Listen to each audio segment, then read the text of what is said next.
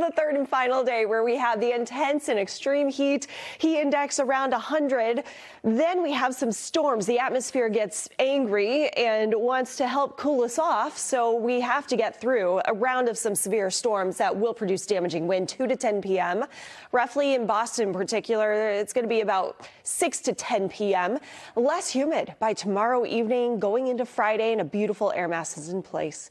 But our heat risk remains elevated, major to extreme. And this is some of the worst heat in the country going on for today for one more day. Long duration event continues today and may be life threatening for those who don't have a proper way to cool down. But notice north and west, we actually have some less impact to the body with the heat as we see cooling temps. And then also the air quality is improving from northwest to southeast. Another reason that we need the rain and a cold front's moving in, and that's going to help to reduce our air quality, get us the cooler temps and lower humidity levels for today. Another day where we have a moderate risk for sensitive groups with our air quality.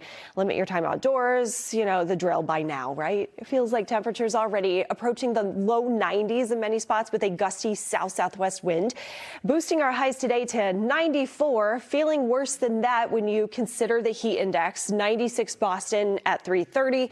However, during the day, we will approach the 100-degree mark. And your rip current risk as you descend to our local beaches, it remains moderate to really high farther to the south and dangerously high or life-threatening in some areas if you're not swimming near a lifeguard. Now, there's always a rip current risk, but today it is one of the worst days to swim along southern western facing beaches. If you're going to the beach, just sticking your toes in that ice cold water, you're just fine, of course. Temperatures in the 80s. We have 80s South Beach, Town Neck to Hummerock, 90s though, approaching the South Shore, North Shore beaches. We're right around 90.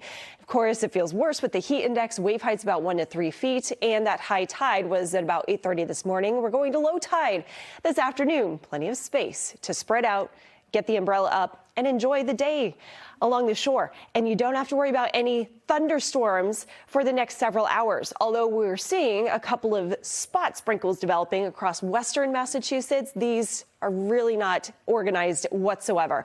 This is just the start, though. Back to the northwest, this is where we have some storms finally popping across upstate New York, and then downwind of it, south and east, is where we have the risk of severe storms, which happens to encompass much of southern and western New England today.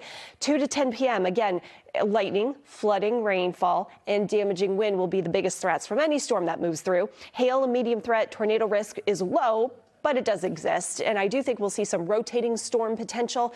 But that doesn't mean tornado threat, but it does mean that those storms could cycle off and on. And so they may live to reach Fitchburg, Manchester, all the way through tonight, 8:30. We're watching Worcester, Framingham, and then all of a sudden things dissipate.